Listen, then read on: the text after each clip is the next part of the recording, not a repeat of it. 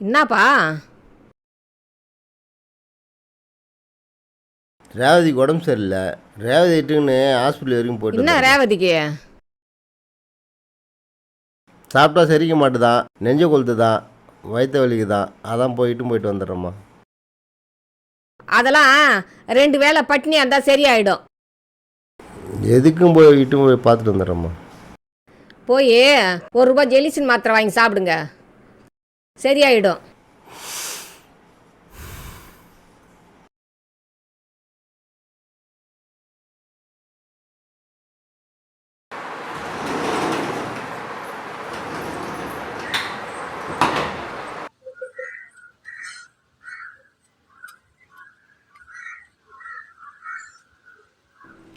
என்னப்பா? ஆ என்னம்மா? இன்னும் உன் பொண்டாட்டி இன்னும் ஏந்து கூட வெளியே வரல? வாசல்ல தனி